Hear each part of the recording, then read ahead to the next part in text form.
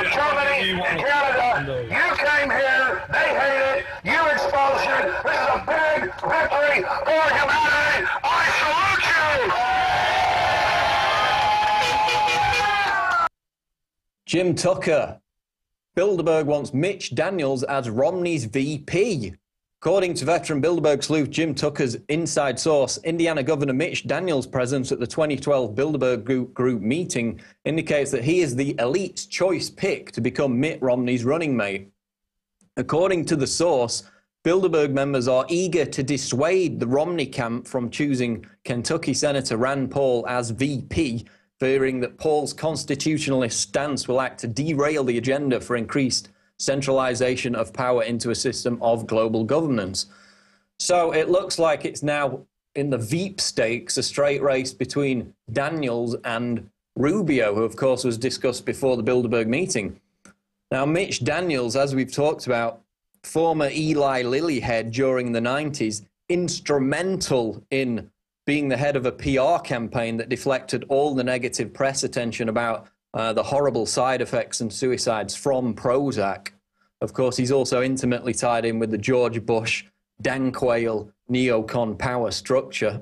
So, according to Tucker's source, he's the current favorite. But then, of course, we've got Marco Rubio, Florida senator, who's proven his worth as a globalist attack dog, calling for the invasions of Syria and Iran. And, of course, he gave a Council on Foreign Relations speech back on May 31st in New York.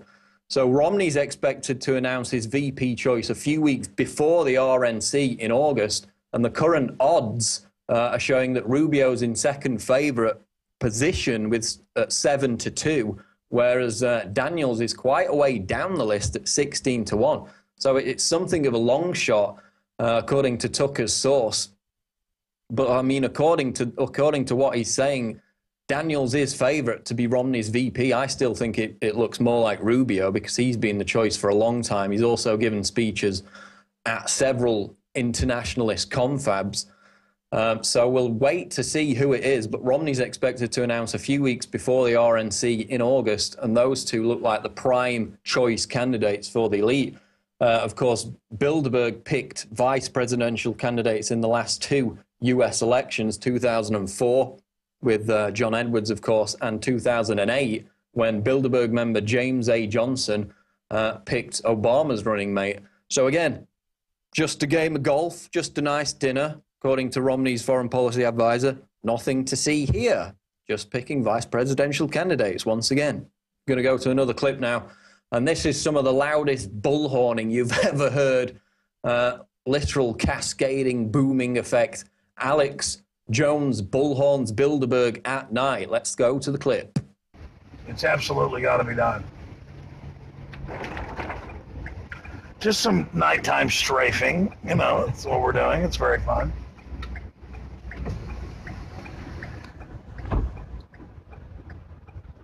And we'll come back one more time and I'll jump out with these folks that I told them I would, and then we'll go. But right now, let's go ahead and drive by. Those are true patriots right there, battling the globalist until the end. We're coming back, don't worry. New World Order, we are aware of your criminal activities. We are aware of your world government. We are aware of your New World Order. And no amount of technocratic garbage is going to protect you. No amount of bureaucracy, no amount of police state, no amount of fluoride in the water, no amount of vaccine, mercury, and cancer viruses is going to stop humanity from exposing you. You are criminals, and we know it. And your world government is defeated. You will fail, New World Order. You will fall.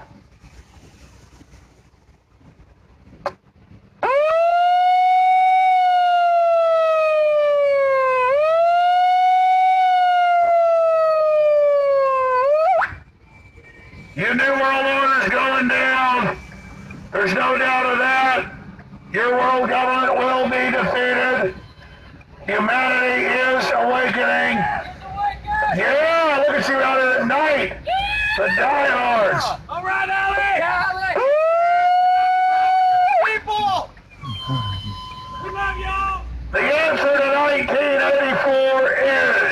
1776. Bilderberg scum, be aware that we are fully aware of you, and your names are being chronicled to be brought to justice for crimes against humanity in Nuremberg 2. And all of you serving the corrupt system, just following orders will not suffice. Your evil always grows too big and too fast and bites off more than it can chew. And just like all other tyrannies before you, you will fall. Your new order will fall, and humanity will defeat you.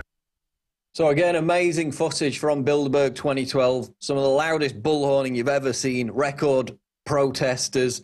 They got right up close to the hotel where Bilderberg had their little working group meeting, so I'm sure disrupted their agenda. And we're going to go to some more videos soon. But moving on, Bilderberg 2012. Protesters hail their hero, Alex Jones. This is out The Guardian. As the demonstrators targeting the Bilderberg Conference of International Leaders in Chantilly, Virginia, drew to a close on Sunday, dozens of protesters gathered around one man hoping for a picture or an autograph. God bless you, Alex, said a number of others as they stood outside a service entrance to a heavily guarded Marriott. So, again, Guardian with fair coverage. Of course, we had Alex Jones still today on the cover of the Drudge Report with the word, you know, hero underneath. That's certainly going to help out InfoWars. Biggest driver of news traffic in the world, of course, outranks Twitter and Facebook combined. And obviously picking up the Guardian story as well, which is a general appraisal of the protest movement as it was witnessed over this past weekend. So again, the Guardian should be applauded. They've actually done the job of a real news outlet and provided some balanced coverage of an event of international importance, unlike the fake alternative media wannabe websites like the Daily Caller and Glenn Beck's The Blaze. I mean, look at Beck, for example. You know, he's got hundreds of thousands of paying subscribers. He's got a multi-million-dollar media empire. He could have sent 2, 3, 4 writers to Bilderberg. He could have got bombshell revelations. He could have been all over the Drudge Report. What did he choose to do? Well, he got some hack to write some pathetic 4-paragraph blog droning on about Alex doing an analogy about gold leaf covered babies.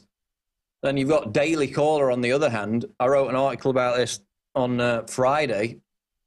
Some Tucker Carlson minion shows up at the protest. Instead of asking questions as to why 120 global power brokers are meeting in secret, he turns it on Alex and tries to ambush Alex. And even the Daily Caller's own readers, in response to the article, just droves of them, hundreds, pointing out how pathetic it was. And this is, you know, the website's run by Tucker Carlson. This is the guy who thinks Bilderberg is a bunch of retired State Department officials. You know, the completely irrelevant bow-tie-wearing moron who freely chastises Alex when he's at a safe distance. When Alex comes to DC, doesn't want anything to do with him, sends out his minions to try and harass him. And again, Carlson, Daily Caller, Glenn Beck's The Blaze, it's just the fake right hand of the equation with, you know, Lawrence, I'm too lazy to do anything but read a teleprompter O'Donnell on the fake left. So at the end of the day, it's not The Blaze, it's not the Daily Caller being linked on the powerhouse Drudge Report website, biggest driver of global news traffic in the world. It's Alex Jones, it's Infowars.com. You know, it's all these other great alternative media websites because they actually covered the event. They actually covered the event of 120 global power brokers because they thought that was kind of more important than asking stupid sophomoric questions and trying to ambush people. So I think that tells you all you need to know about who's got the pathetic coverage on one hand and who's getting the job done on the other, breaking all the big stories, getting all the inside scoops. It's Alex Jones, it's InfoWars, it's Guardian, it's all the other great websites that have actually bothered to cover the meeting of 120 power brokers instead of making childish jokes about it and trying to ambush people with stupid questions. So the proof's in the pudding of who got all the traffic on the coverage, and I think it's obvious who that was. Here's another one out of The Guardian. Bilderberg 2012, guess who's coming to dinner? Yesterday at 4 p.m., a limousine with a police motorcade entered the rear entrance of the Bilderberg Hotel. Heavy security, heavyweight politician. Let the guesses commence. Was it Romney getting the green light for presidency? Was it Hillary nipping in to sign off on Iran? So again, just as back in 2008, when for a brief time the security was stepped up for the arrival of some important guests, of course we soon found out that was Obama and Hillary. It happened again this year. We've yet to discover who that important guest actually was. Doubt it was Romney. I think he was over in Los Angeles doing a speech. Could have been Obama. He was definitely in D.C. giving this ridiculous portrait unveiling with George W. Bush and his wife. So it could have been Obama. It could have definitely been somebody from the Obama administration. Of course, they're routinely represented at Bilderberg. Back in 2009, an Obama representative went and met with Bilderberg. So definitely an important guest arrived during the event, and we'll probably get to find out who that was at some point in the near future. Another video now. Bilderberg 2012, Alex talks with Webster Tarpley. And this is causing quite the storm on YouTube because apparently, unbeknownst to us all, Ron Paul has become the center of all evil, according to Webster Tarpley. So let's go to the clip. I was out of the gate on the 10th of January with this, the 10th of January. My proof is, if you watch those Republican debates and you can't see that Romney is there to be, is being helped by Ron Paul, you don't have any political judgment. In other words, it's Paul ran 5 different ads against me. That was an establishment Democratic talking point. This was the first one. It was mild. It was that he was a flip-flopper. Everybody else was a criminal or whatever he was. They are. But Romney was only a flip-flopper. Let's take the Michigan primary. The function of Ron Paul is to take 10 or 15% of anti-establishment Republican voters and put them in the deep freeze. Put them in the candidate who's never going to win, can't get the nomination.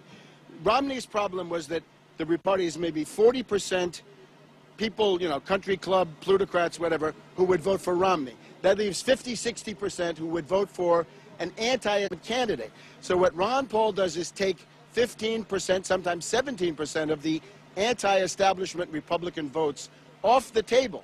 Now, Michigan primary, look at a couple of others, but Michigan is the clearest. Romney won Michigan by a paper-thin margin. That's the Ron Paul effect. Now, Ron Paul didn't win Michigan.